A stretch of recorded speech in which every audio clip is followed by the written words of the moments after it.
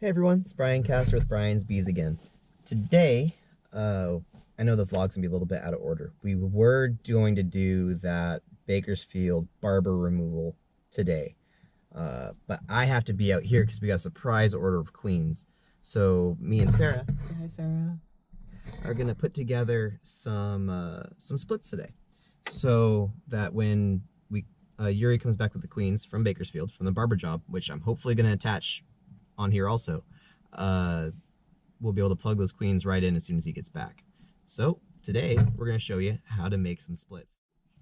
So Sarah's afraid of the bees, so we're going to see. I'm not afraid of the bees. All right, so go put your suit on. Let's see how you do this. How does a professional beekeeper put their suit on?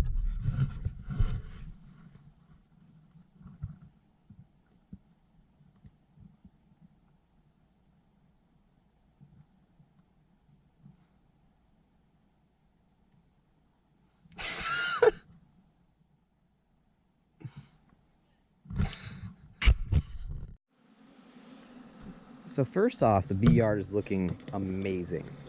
We just moved these bees off of a raspberry field that we just lost, and we're doing avocados right now.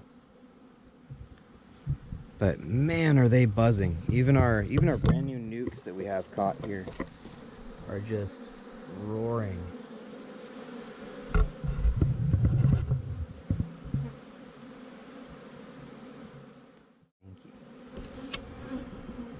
Alright, so before we split our bees, we need to make sure they're the right size. We're gonna give them a little bit of smoke, calm down. And what we're going to do is we're going to tip it from the bottom. So we want to kind of break the seal here a little bit, make sure it's going to tip. It's heavy. So like this hive here, this is what I would say is about 1, 2, 3, 4, 5, or 6 frames of bees. It's not quite ready, which is just fine. So these bees are going to take a little bit longer to get ready.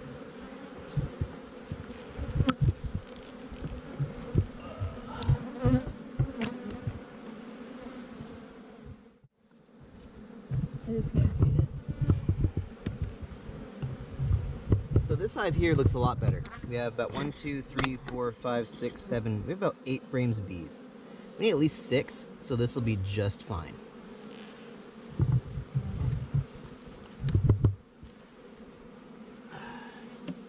So to make a split, first off, we've got to get our hive open here.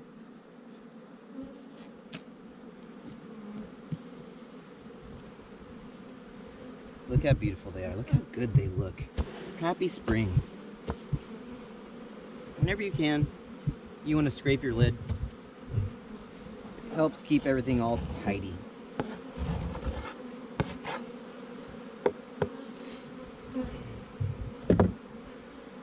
First thing we're going to do is we're going to get a box.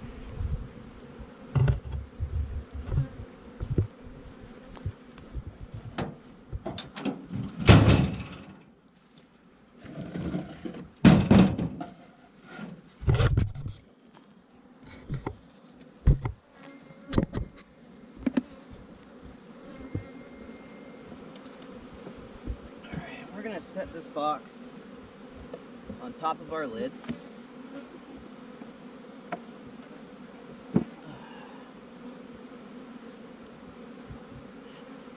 We're going to give these bees a lot of smoke, so we're about to really mess with them. And we're in Southern California here. If you're up in the north, a lot of those beekeepers, you'll see we're not wearing a suit and all that kind of stuff. We're not that lucky. Out here we do have African bees, and they do sneak into our hives. So you definitely want to take the extra time to make sure all your bees are going to be well behaved. So the first thing we're going to do is we're going to take out frames out of this box to make space. There's about 6 frames of stuff. So I'm going to take out 3 frames from this box, which means I want to take out 4 frames from this box. That extra frame I take out gives me space to work.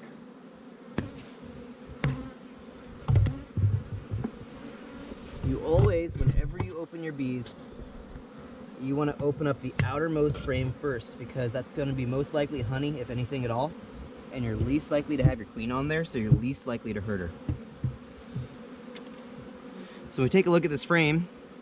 We have honey on the outside and a little bit of pollen in the middle.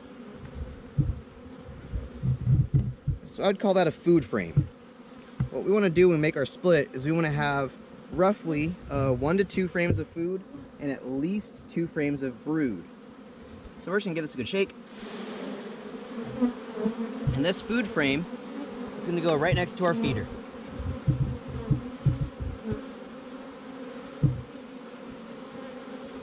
And the reason we're shaking is we're going to make sure we don't have a queen in this box. Or in this box, sorry, in this box. So when we shake, if the queen is on there, we're shaking her off. And we're also looking for her as we go.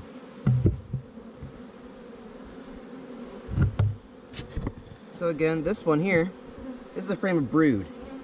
So this is what I would call a brood frame. You have a little bit of honey on the top, but it's mostly brood, so we're going to call it a brood frame. So again, we want roughly 1 frame of honey and roughly 3 frames of brood in every box. We're going to give this a quick check and see if we can see our queen. Not going to spend too long on it, just going to take a second. I don't see her. So I'm going to stick my frame just like this. Now I'm going to shake it.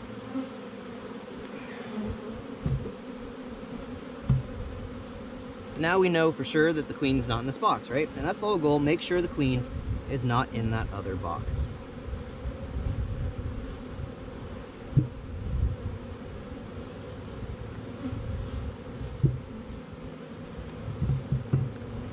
So again, frame of brood. We have some drones on there. If you have a whole frame of drones, and the drones are these protruding cells down here. If you have a whole frame of drones, that does you no good. The boys don't do anything. We want workers. But it's mostly worker frame, or worker stuff on here. Okay. Alright, so we have some drone comb on here, but it's not a big deal. The drone comb is this area right in here. But it's mostly going to be worker brood, and we really only want worker brood because the workers are the ones that do everything. The boys don't do anything. They're completely worthless. So again, we're going to call this one a brood frame. So we're going to give it a good shake. Make darn sure our queen is not on here, just for good measure. Alright, so now in here we have a frame of honey and 2 frames of brood. So now we're going to go through here and see what we got inside our box.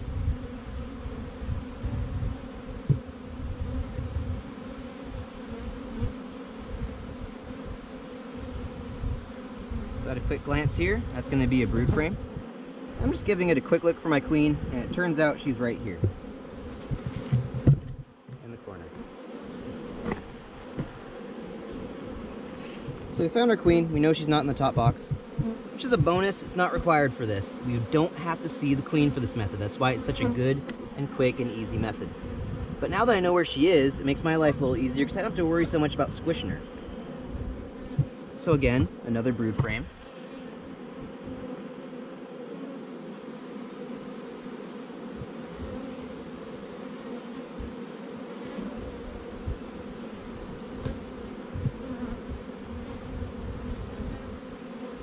This frame looks like it's got a little bit of honey on it, but not much going on here. A lot of honey on this side, so that's perfect.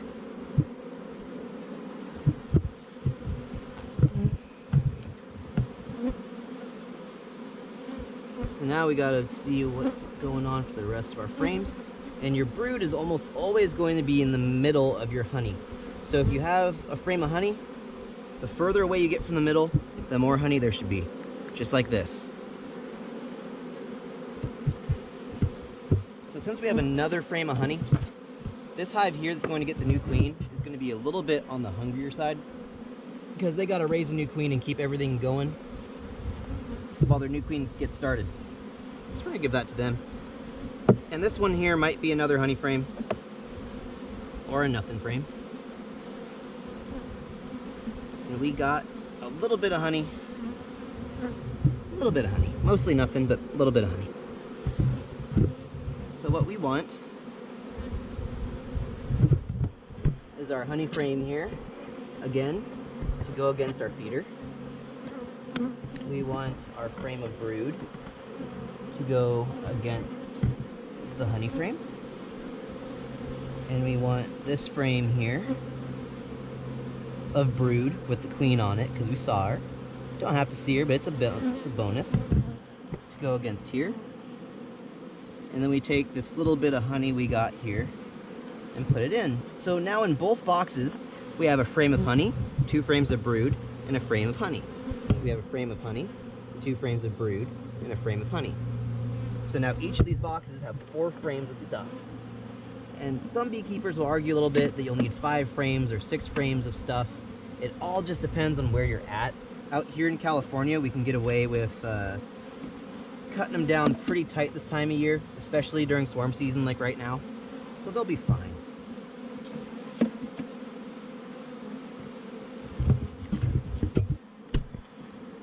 I want to make sure we have plenty of room to get this all together here. So what I'm going to do is I'm going to push this frame in. And this isn't critical, but I like to, when I can, put frames in on the outside, as long as they'll fit, because you're less likely to squish bees. If you try and squeeze in the frame right there, where your missing frame was, you can squish some bees, and it's not the end of the world, but I prefer not to. Next up, I'm going to put queen excluder on this beehive. So first thing I noticed before I put this on is we got this little ball of stuff here on the top. Not sure where exactly that fell from, or if that's just burr comb. Just burr comb. But I want to make sure this queen excluder fits nice and tight. So we want to kind of take care of all this extra junk on top. And then we want to kind of push our bees down. We want these bees to be nice and snug, so we don't squish too many. And not that squishing a couple is the end of the world, but it's nice to be nice to them. So we take our queen excluder and we put it right here. And keep in mind, we have our feeder here and our frames here. So we're going to organize that the same way in this top box. So we're going to put this on top with our feeder on the same side and the brooder right above each other. And then we just close it right up.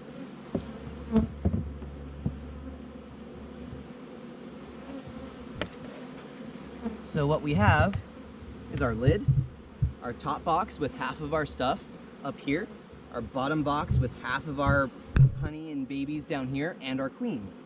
So when we come back later, we can take this box off, it'll be full of bees, and there will be no queen in it. And our queen will be down here. And we'll show you the next step later. Alright, so we did the first round of splits. The bees on that first yard were our bees that were too weak to go to almonds, so they didn't look good. So here we have our orchard of bees. This is where we were moving the other day. I wasn't able to record it because the truck got here late. But these are all of our really good hives that came back from almonds. So these boxes should all be booming. We're probably going to split pretty much all of these bees.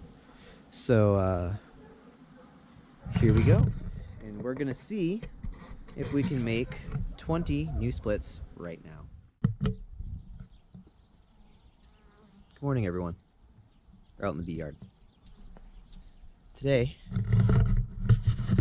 we're doing some apple pollination. We've got about 200 acres of apples we're putting bees on. And we're gonna check on how all the bees are doing real quick and then get to some removals. The grower is very, very worried about the bees not being spread out on the farm. We're gonna kind of set his mind at ease and show him that the bees are doing their job.